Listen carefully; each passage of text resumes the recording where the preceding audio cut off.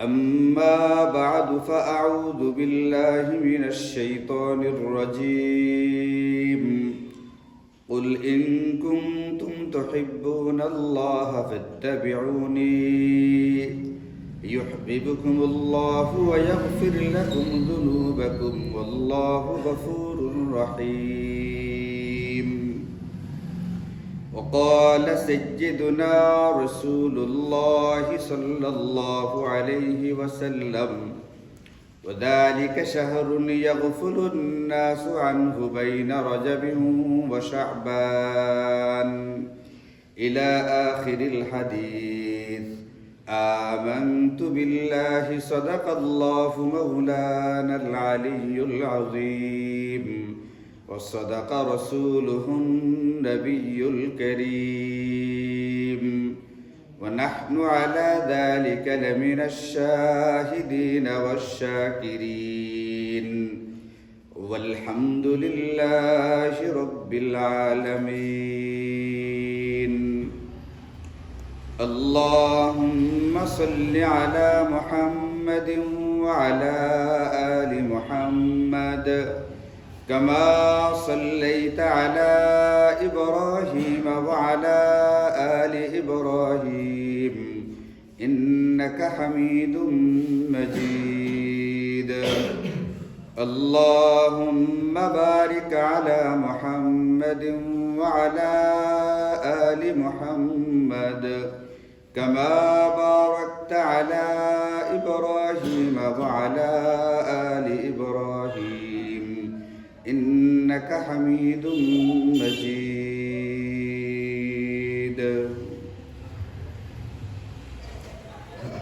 الحمد لله আল্লাহ পাকের মেহেরবানিতে আমরা বর্তমানে চন্দ্র মাস হিসাবে যে মাসটা অতিক্রম করছি এই মাসের নাম হলো শাবানুল মুআজ্জম, শাবান মাস যেটা আমরা বলি সহজ।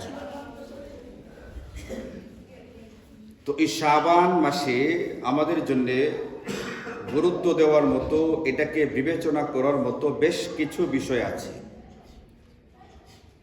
এবং শাবান মাসে কিছু গুরুত্বপূর্ণ আমলও আছে। কিন্তু রমজানের ব্যাপারে আমরা যতটুকু গুরুত্ব আরোপ করি, শাবানের ব্যাপারে ওই রকমের গুরুত্ব আরোপ করি না। এই ব্যাপারে আমাদের উদাসীনতা এবং গাফিলতি আছে। অথচ আমাদেরকে রমজানের আগের মাস শাবান মাসটাকেও যথাযথ গুরুত্ব দেওয়া উচিত। শাবানের যে করণীয় কর্তব্যগুলো আছে সেইগুলো খুঁজে খুঁজে সেইগুলোর উপরে আমাদের আমল করা উচিত। এই জিনিসটা হযরত রাসূল করিম সাল্লাল্লাহু আলাইহি ওয়াসাল্লাম লক্ষ্য করলেন এবং তিনি এই ব্যাপারে যথেষ্ট পরিমাণে গুরুত্ব দিলেন। কিছু কিছু আমল শাবান মাসে এত বেশি পরিমাণে করতে থাকলেন যে বছরের অন্য মাসে এই আমলগুলো এত বেশি আর করতেন না। এই বিষয়টা দেখার পরে হযরতে উসামা ইবনে যায়েদ রাদিয়াল্লাহু আনহু, একজন তো হচ্ছেন হযরতে উসামা বিন লাদেন, যিনি নাকি গোটা বেঈমান কাফের গোষ্ঠীটার দিলে সাহাবায়ে কেরামের জামানার মতো কাঁপন এবং ভয় ধরাইতে পেরেছিলেন। শহীদ উসামা বিন লাদেন, তিনি তো হচ্ছেন কিছুদিন আগের মানুষ, আমাদের সময়কার মানুষ। উনি না, ওনার নাম করা হয়েছিল যে সাহাবীর নামে, ওই সাহাবীর নাম হচ্ছে হযরতে উসামা বিন যায়েদ রাদিয়াল্লাহু আনহু। নবীজির একজন পুষ্যপুত্র, পালক পুত্র ছিলেন হযরতে যায়েদ ইবনে হারেসা। এই যায়েদ ইবনে হারেসার ছেলে হচ্ছে হযরতে উসামা। তো পালক পুত্রের ছেলে হওয়ার কারণে নবীজি তাকে নিজের নাতির মতো আপন করতেন, আদর করতেন। হযরতে হাসান আর হুসাইন রাদিয়াল্লাহু আনহুমা এদেরকে যেরকম করে আদর যত্ন করতেন, হযরতে উসামাকে এইভাবেই আদর যত্ন করতেন। নবীজি সাল্লাল্লাহু আলাইহি ওয়াসাল্লামের ইন্তেকালের আগে সর্বশেষ যে মুজাহিদ বাহিনী নবীজি নিজের হাতে প্রেরণ করেছিলেন, নিজ দায়িত্বে নিজ হুকুমে জিহাদের জন্য যাদেরকে পাঠিয়েছিলেন, ওই জিহাদি কাফেলার সেনা প্রধান ছিলেন হযরতে উসামা বিন যায়েদ রাদিয়াল্লাহু আনহু। এই হযরতে উসামা ইবনে যায়েদ তিনি একবার রাসূল করিম সাল্লাল্লাহু আলাইহি ওয়াসাল্লামকে প্রশ্ন করলেন, ইয়া রাসূলুল্লাহ, লাম আরাকা তাসুমু মিন শাহরিন মিনাশ শুহুরি মা তাসুমু মিন শাবানা। আপনি শাবান মাসে যে অধিক পরিমাণে রোজা রাখেন, এমন রোজা রাখতে তো আমরা অন্য কোনো মাসে আপনাকে আর দেখি না। রমাদান একটা তো ভিন্ন, ওটা তো ফরজ আলাদা, ওটা তো আছেই। রমাদান ছাড়া অন্য যে 11 মাস, 11 মাসের ক্ষেত্রে আপনি শাবান মাসে যে পরিমাণে অধিক হারে রোজা রাখেন, এত অধিক পরিমাণে রোজা রাখতে অন্য কোনো মাসে আপনাকে দেখি না। এর কারণটা কি? তখন হযরত রাসূল করিম সাল্লাল্লাহু আলাইহি ওয়াসাল্লাম হযরত উসামা ইবনে যায়েদের প্রশ্নের উত্তরে যে উত্তরটা দিয়েছিলেন, এটার ভিতরেই আমাদের গাফিলতির কারণটাও বলে দেওয়া আছে, এবং এই গাফিলতি উদাসীনতাকে ঝেড়ে ফেলে দিয়ে আমাদের এই মাসে করণীয় কর্তব্যটা কি, তার মূল কারণটা এখানে বর্ণনা করে দিয়েছেন। হযরত রাসূল আরবি সাল্লাল্লাহু আলাইহি ওয়াসাল্লাম বলেন যে ওয়াদালিকা শাহরুন ইয়াগফুরুন নাসু আনহু বাইনা রাজব ওয়া শাবান। শাবান মাসের ব্যাপারটা হচ্ছে, এটা এমন একটা মাস যে এই শাবান মাসের ব্যাপারে পৃথিবীর মানুষগুলো উদাসীন এবং গাফিল থাকে। শাবান মাসে যে পরিমাণ গুরুত্ব দিয়ে আমল করা উচিত সেই পরিমাণ গুরুত্ব দেয় না। এটার ভিতরে যে আমলগুলো যে পরিমাণে আদায় করা উচিত তারা সেই পরিমাণে আদায় করে না। অথচ এর আগে পরে 2 মাস বাইনা রাজব ওয়া রমাদান, এই 2 মাসের গুরুত্ব আবার ঠিকই আরোপ করে। আমরা দেখি, আমাদের বাস্তব অভিজ্ঞতায় আমরা দেখি, বলেন রমজান মাসে মুসলমানদের ভিতরে ঈমান আমলের একটু চর্চা বাড়ে না বাড়ে না? সাধারণ অবস্থায় মসজিদগুলোর ভিতরে যে পরিমাণ মুসল্লি থাকে, রমজান মাসে কি ওই পরিমাণ থাকে না একটু বেশি থাকে? এর মানে অন্যান্য সাধারণ মানুষ যারা সারা বছর গুরুত্ব দিয়া নামাজ রোজা করে না, এরাও কিন্তু রমজানের অফুরন্ত খায়ের বারাকা হাসিল করবার জন্যে তারাও রমজান মাসে অন্য মাসের চেয়ে একটু বেশি আমল করতে থাকে। তার মানে রমজান মাসটাকে আমরা গুরুত্ব দিয়ে থাকি। আবার শাবান মাসের আগের যে মাসটা, এটাকে বলে রজব মাস, যারা আমরা এই মাত্র পার করে আসলাম রজব মাসটা, এই মাসটাকেও গুরুত্ব দেওয়া হয়। এর কারণ হচ্ছে, এটা রজব মাসটাকে খোদ আল্লাহ পাকের পক্ষ থেকে সম্মান আর মর্যাদা দিয়ে দেওয়া হয়েছে। এই জন্য কুরআনুল কারীমে আছে, 1 বছরে 12টি মাস হয়, 12টা মাসের ভিতরে আযালিকা আরবাআতুন হুরুম মিনহা আরবাআতুন হুরুম, 4টি মাস হচ্ছে অতি সম্মানিত মাস। এই সম্মানিত 4 মাসের ভিতরে একটি মাস হচ্ছে রজব মাস। এই জন্য জাহিলি জামানার জাহেলরা পর্যন্ত, বর্বরতার যুগের বর্বর ব্যক্তিরা পর্যন্ত এত খুন খারাপি মারামারি করার পরেও রজব মাসের সম্মান দেখায়া রজব মাসে মারামারি কাটাকাটি একবারে বন্ধ করে দিত। না, রজব মাসে কি করা যাবে না, মারামারি করা। যেখানে একটা ছোট্ট ডিমকে কেন্দ্র করে বছরের পর বছর যুদ্ধ করত, এই বর্বর জাহেল মানুষগুলো রজব মাসে নিজের চোখের সামনে হাতের নাগালে নিজের বাবার খুনি হত্যাকারীকে পাওয়ার পরেও তাকে আঘাত করতো না। কেন? রজব মাসের সম্মানার্থে। তো নবীজি বলেন যে শাবান মাসের যে আগের মাসটা রজব, এই মাসটাকেও মানুষ সম্মান করে মর্যাদা দেয়। আর শাবান মাসের পরের যে মাসটা রমজান, এটা তো গুরুত্ব দেয়, আমল করতেই আছে। এই দুইটার মাঝখানে যে মাসটা আছে, যে শাবান মাস, এই ব্যাপারে সারা দুনিয়ার মানুষগুলো গাফেল অবস্থায় রয়ে গেছে। হযরত উসামা ইবনে যায়েদকে নবীজি বলেন, আযালিকা শাহরুন ইয়াগফুলুন নাসু আনহু বাইনা রাজব ওয়া রমাদান। রজব আর রমাদানের মাঝখানের যে মাসটা শাবান মাস, এই মাসের ব্যাপারে মুমিন মুসলমানদের উদাসীনতা এবং গাফিলতি আছে। অথচ হুয়া শাহরুন, নবীজি বলেন শাবানটা এমন একটা মাস, তুরফাউ ফীহিল আমালু ইলা রাব্বিল আলামিন। শাবান মাসটা হচ্ছে, মুমিন যদি চিন্তা করে ভাবে, মুমিন যদি খুব চিন্তা করে ভাবে ফিকির করে, তাহলে দেখবে শাবান মাসটা হচ্ছে এমন একটা মাস, যে মাসের মধ্যে মুমিন মুসলমানের বাৎসরিক যে আমল নামাটা আছে, বাৎসরিক যে আমলের রিপোর্ট আছে, এই রিপোর্টটা রব্বুল আলামিনের দরবারে পেশ করা হয়। ফাউহিব্বু আইয়ুরফা আমালি ওয়া আনা সাইম, আর আমি চাই যে আমার আমলটা আল্লাহ পাকের দরবারে আমি রোজাদার অবস্থায় পেশ করা হোক। আপনারা দেখেছেন যে আমাদের দেশে যারা ব্যবসা করে, যারা ব্যবসায়ী, এরা প্রতিদিন একটা হিসাব লেখে। আজকে কত টাকা বিক্রি হলো, কত টাকা সাংসারিক কাজে, বিভিন্ন কাজে পাওনাদারদের, বিভিন্ন কোম্পানির লোকদেরকে টাকা দিতে গিয়ে কি পরিমাণ ব্যয় হয়ে গেছে, একটা হিসাব নিকাশ রোজ করে। এরপরে আবার চৈত্র মাসের শেষ দিকে বৈশাখ মাস শুরু করার আগে আবার সারা বছরের হিসাবটাকে টান দেয়া দেখে সারা বছরের হিসাবটা কি। এই যে দৈনন্দিন একটা হিসাবও করে, আবার বছর শেষে গিয়ে নতুন করে একটা বাৎসরিক হিসাবও কিন্তু সে তৈরি করে, এবং বৈশাখ মাস থেকে নতুন খাতায় নতুন করে হিসাব শুরু করে। ঠিক অনুরূপভাবে আমরা যারা মুমিন মুসলমান, আমাদের আমলগুলো আল্লাহ পাকের দরবারে তিন ভাবে পেশ করা হয়। একটা হচ্ছে দৈনন্দিনের আমলটা দৈনন্দিন পেশ করা হয়। আজকে আমি সারাদিন কি ভালো কাজ করলাম, কি মন্দ কাজ করলাম, আল্লাহ তাআলা আমাদের সকলকে সকল প্রকার মন্দ আমল করা থেকে হেফাজত করুন। এটা ছোট বড় এই বিবেচনা না করে ছোট বড় সকল প্রকার মন্দ কাজ থেকে বিরত থাকার তৌফিক দান করুন। সারাদিনে কি কাজগুলো করলাম, ভালো মন্দ সব কাজগুলো লিখে রাত্রিবেলায় ফেরেশতারা এই আমল নামাটা আল্লাহ পাকের দরবারে পেশ করে। আবার রাত্রিবেলায় ব্যক্তি কি করলো না করলো, সারা রাত্রির যে আমলটা আছে এটা আবার পরের দিন দিনের বেলায় সকালে আল্লাহ পাকের দরবারে রিপোর্টটা পেশ করা হয়। তো একটা হচ্ছে আমাদের দৈনন্দিন জিন্দেগির রিপোর্ট আল্লাহ পাকের দরবারে উপস্থাপন করা হচ্ছে, এটা হলো দৈনিকের কাজের একটা হিসাব। 2 নম্বর হচ্ছে, এক হাদিসে পাকের মধ্যে আছে নবীজি প্রতি সপ্তাহের সোম এবং বৃহস্পতিবার রোজা রাখতেন। তো সাহাবায়ে কেরাম যথারীতি প্রশ্ন করলেন যে ইয়া রাসূলুল্লাহ, আপনি কেন সোমবারে আর বৃহস্পতিবারে রোজা রাখেন?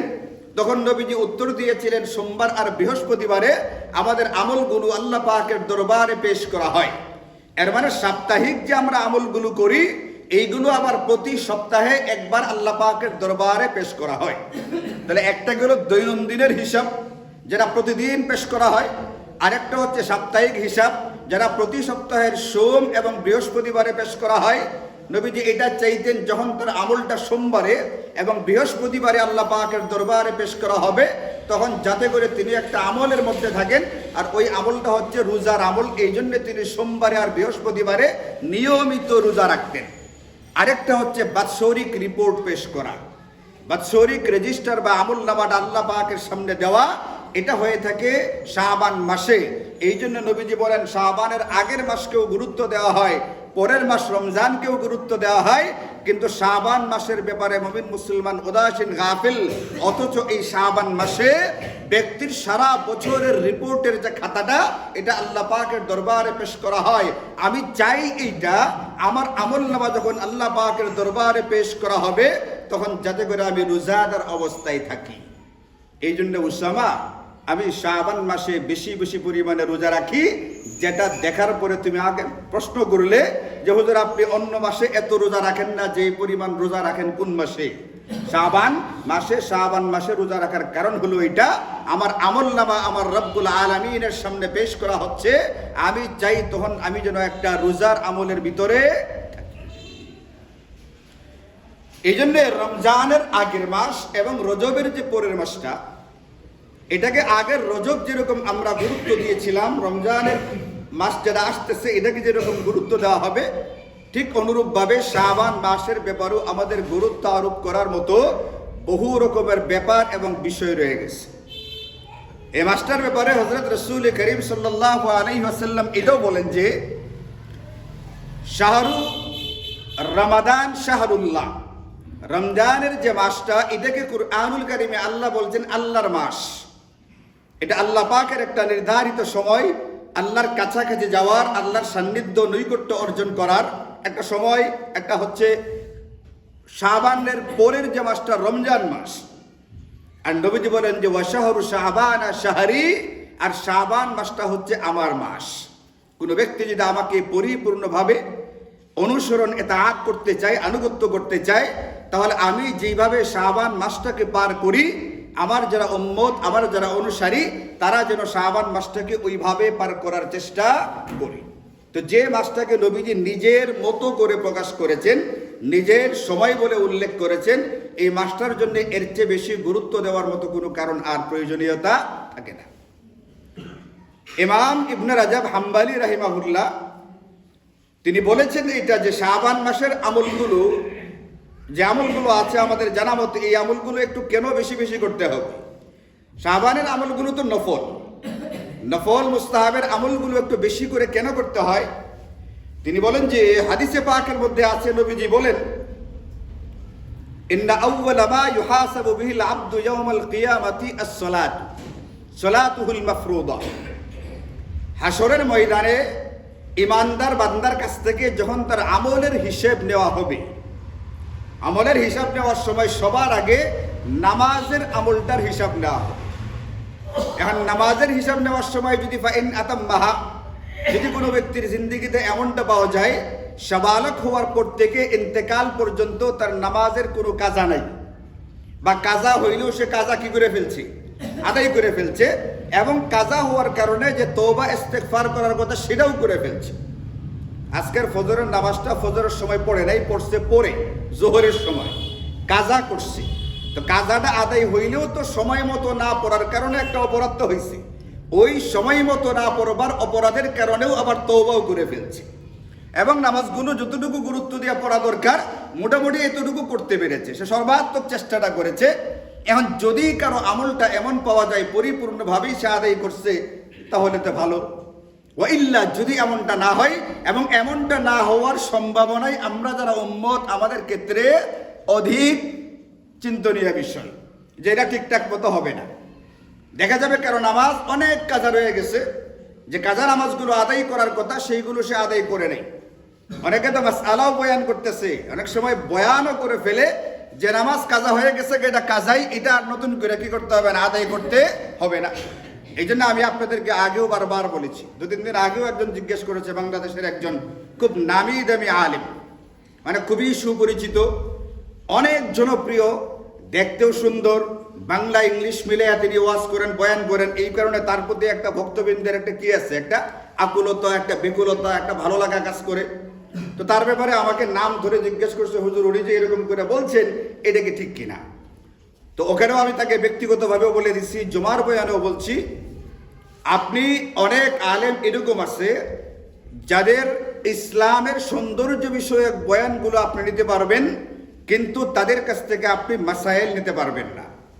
হালাল হারাম, জায়েজ না জায়েজের মাসআলাগুলো তাদের কাছ থেকে নেওয়া যাবে না। এটা নেওয়ার জন্য শরীয়ত কিছু শর্ত দিয়েছে, কার কাছ থেকে আপনাকে মাসআলা নিতে হবে। আর তিনি যদি ঠিকঠাক কথাবার্তা বলেন, মোটামুটি এদিক সেদিক করে না ফেলেন। যেমন কয়েকদিন আগে একজনকে দেখলাম, এক বক্তা স্টেজে দাঁড়ায়া একজন শ্রোতাকে যাচ্ছে তাই ভাবে লাঞ্ছিত অপমানিত করেছে। আপনারা কি দেখছেন কিনা আমি জানি না, এটা নজরে পড়ছে কিনা কারো, এটা 2-3 দিন আগের ঘটনা, দেখছো? মানে সেই বক্তা স্টেজে আসছে অনেক রাত্রিবেলায়, আইসা বলছে আপনারা হাত উঠান, হাতগুলো এরকম এরকম করেন, মানে একটু ঘুমটা ভাঙানোর চেষ্টা করতে গিয়ে হাত ওঠা হয়েছে। তো এত রাত্রিবেলায়, অনেক রাত্রিবেলায় আসছে, সে নিজেও এটা ভিতরে বলতেছে। তো মোটামুটি সাধারণত যারা সামনে থাকে এত রাত্রিবেলায় শুনতেছে, মোটামুটি তত মানুষগুলো ভালো মানুষই তো, আর না হলে এত রাত্রিবেলায় ওয়াজ শুনতে যায় এত শীতের ভিতরে। তো 1-2 জন হয়তো বা হাত উঠাইছে না বলতে বক্তার বিরোধিতা করা মাকসাদ না, হয়তো বা ঘুমে ধরছে, আলসেমে লাগতেছে, দুর্বল লাগতেছে, কত কিছুই তো হতে পারে, এই জন্য সে হাত উঠাইছে না। বক্তা দাঁড়ায়া সবার সামনে তাকে যাচ্ছে তাই ভাবে লাঞ্ছিত করছে, বলছে হাত তুলতে হবে, জবাব দিতে হবে, নতুবা আমি এখান থেকে নাইমে গিয়ে তোমার টুটি চেপে ধরবো, গলা চেপে ধরবো, তোমরা বলো ঠিক আছে কিনা। সামনে যারা শ্রোতা আছে, মাহফিলটা কোন এলাকার আমি বুঝি নাই, মানে এলাকাটা বুঝতে পারে নাই, কিন্তু ওই মাহফিলের শ্রোতা যারা ছিল, স্টেজে যারা ছিল, এই সবগুলো যে গাধা প্রকৃতির, এটা নিয়ে কোনো কি নাই, সন্দেহ নেই। একজন মুসলমানকে ভরা মজমায় নাম ধরে সবার সামনে এইভাবে লাঞ্ছিত করা হবে, অপমানিত করা হবে। তাদেরকে জিজ্ঞেস করা হয়েছে আমি তার টুটি চেপে ধরবো, ঠিক আছে কিনা বলেন, সবাই চিল্লান দেওয়া হয়েছে ঠিক আছে। আমি কইলাম রাসেল রে, যে আমার এই কাজটা করে, নতুবা কিন্তু গলা চিপে মেরালাম, মানে রাগেই কইতেছি, ফাইজলামি করে না, মজাক করে না। যেমন গত শুক্রবারে মজাক করে একটা কথা বলছিলাম তার সাথে মুয়াজ্জিন সাহেবের ব্যাপারে, যে টাকাটা দান করলে দিব কাটা, এইটা না, একেবারে সিরিয়াসলি তাকে আমি গালিগালাজ করতেছি। আর আপনাদেরকে জিজ্ঞেস করলাম ঠিক কিনা, আপনারা করেন যে হ্যাঁ ঠিক। আপনাদের দেমাগে এটা আসা উচিত না, আপনি একজন আলেম, আপনি একজন হুজুর, আপনি মিম্বারে বৈশা চেরে বৈশা আমাদেরকে বয়ান করতেছেন, ওয়াজ করতে আসছেন, আপনি গলার চাপা ধরার কথা বলতেছেন, আবার বলেন যে ঠিক না বে ঠিক, এটা যে বে ঠিক এটা নিয়ে কোনো সন্দেহ আছে? আচ্ছা, এখন তারা কেউ কথা বলে নাই কেন? কথা বললে বক্তা জায়গা, বক্তা গুসা করে। যে বক্তা এই পর্যায়ের চরম বেয়াদব আর মূর্খতা সুলভ আচরণ করে, এর বয়ান শোনার দরকারটা কি পড়ছে? আমার জায়গা এটা কে বলছে বয়ান করতে? বুঝছেন জিনিসটা? তো এই জাতীয় বক্তাও তো আমাদের দেশে আছে, এবং এদের রেট শুনলে, এদের টাকা শুনলে আপনি সাধারণ মানুষ হইলে মাথা ঘোরান দিয়ে পড়ে যেতে পারে। আমাদের নেতৃগণের একজন, এই যে আমিনুল হক সিদ্দিকী কাটলি একটা মাদ্রাসা আছে, ওটার মুহতামিম গত বছর তার মাহফিলে দাওয়াত দিচ্ছে এই বক্তারে। দাওয়াত দেশে প্রচারও করছে, পরে দেখি মাহফিলের সময় বক্তা নাই, বা একটু পরেই আবার সে ঘোষণা দিচ্ছে দাওয়াত ক্যান্সেল। আমি জিজ্ঞেস করলাম পরে তারে পাইয়া কেন বাদ দিচ্ছেন? বলে হুজুর আমার কাছে প্রথমে চাইছে 1 লাখ টাকা, 1 লাখ টাকার কম হইলে তার ওয়াজ করতে সে আসবে না। আপনাকে কে বলছে 1 লাখ টাকা দিয়ে ওয়াজ কইরা বক্তা এনে ওয়াজ শুনতে? এই লোকে যে 1 লাখ টাকা দিয়ে ওয়াজ করতে আসবে, সে কি নতুন কইরা এই মুহূর্তে আসমান থেকে আয়াত নামাবে? এই মুহূর্তে নতুন করে হাদিস সে বর্ণনা করবে না আগের গুলি করবে? তা আপনার এই বয়ানটা তো প্রতি বৃহস্পতিবার মার্কাজে সাদা সিধে ভাষায়, সাদা সিধে ভাবে মুমিন মুসলমানদের জন্য বর্ণনা করা হইতেছে। এই বয়ানটা মজা লাগে না? 1 লাখ টাকা দিয়ে আনলে পরে কি লাগে? ওই বক্তা যদি গলা চাইপা ধরতে হয়, এরপরে বলে ঠিকই আছে, আপনি চাইপা ধরেন, আমরা আছি আপনার সাথে। এরকম মূর্খ না গাধা? দুইটাই, মূর্খ গাধাও, এই বক্তাও জাহেল, কারণ এটা তার আদবের ভিতরে কোনোভাবেই পড়ে না। আমি আপনাদেরকে বারবার বলছি, হাদিসের কিতাবগুলোর ভিতরে একটা অধ্যায় আছে, কি নামের? কিতাবুল আদাব, আদব সংক্রান্ত অধ্যায় আছে। একজন মুমিন মুসলমানের সম্মান কত বেশি, হাদিসে পাকের মধ্যে আছে কাবা শরীফের যে সম্মান মর্যাদা, বাইতুল্লাহ শরীফ যেটাকে আমরা কেন্দ্র করে তাওয়াফ করি, এই বাইতুল্লাহর যে সম্মান, এর চেয়ে বেশি সম্মান হচ্ছে একজন ইমানদার মুসলমানের। ওই ইমানদারকে সবার সামনে বেইজ্জতি করা। আমার মনে করে গত কয়েক সপ্তাহ আগে আমি এখানে মুসলমানের সম্মান হারি করা নিয়ে একটা বয়ানই করেছিলাম। এখানে একজন মুমিন মুসলমানের দাম কত? এখন এই জাতীয় বক্তাও তো আছে, সেও তো বক্তা, সেও তো 1 ঘন্টা ওয়াজ করবে, ওয়াজ করবে না? 1 লক্ষ টাকা নিছে, এটা তো 1 লক্ষ টাকার বদলায় তাকে একটা কাজে আমি নিয়োগ করছি। মূলত হলো এটা সে একটা পারিশ্রমিকের বিনিময়ে আমি তাকে শ্রমিক নিয়োগ দিছি। ওয়াজ মাহফিলের কর্তৃপক্ষ পাবলিকের ধর্মীয় যে আবেগটা আছে, ধর্মীয় আবেগটাকে কাজে লাগায়া ওয়াজ মাহফিলের কর্তৃপক্ষ করছে কি, একটা কামলা নিয়োগ দিছে 1 ঘন্টার জন্য।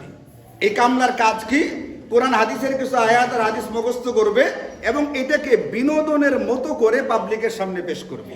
পাবলিক শুধুমাত্র ওয়াজ শুনবে এটা না, সে যেন একটা মজা পায়, সে যেন বিনোদিত হয়, ভিতর থেকে সে যেন একটা আনন্দ পায়, সার্কাসের মতো সে যেন আনন্দ পায়, এমন এক প্রকার বয়ান আপনাকে পেশ করতে হবে। এটার জন্য আপনাকে আমি নিয়োগ দিলাম 1 লক্ষ টাকা দিয়ে 1 ঘন্টার জন্য। এটা কি ওয়াজ না বিনোদন? ওয়াজ কে করে? কুরআনুল কারীমে আছে, ইন্নাল্লাহা ইয়াইদুকুম, আল্লাহ পাক ওয়াজ করে। নবী রাসূলরা ওয়াজ করতেন। যুগের বিশ্ববিখ্যাত বুজুর্গানে দ্বীন যারা, বড় বড় আলেম যারা ছিলেন, লুকমানে হাকিমের মতো বুজুর্গ এবং জ্ঞানী ব্যক্তিরা ওয়াজ করতেন। ওয়াজ কারা করবে এই ব্যাপারে শরীয়তে কোনো নির্দেশনা নাই। এখন যারা ওয়াজ কর্তৃপক্ষ, যারা কমিটি, তারা কোন বক্তা আনবে আগে তাদের শিখা উচিত, শিখা তারপরে ওয়াজের আয়োজন করা উচিত।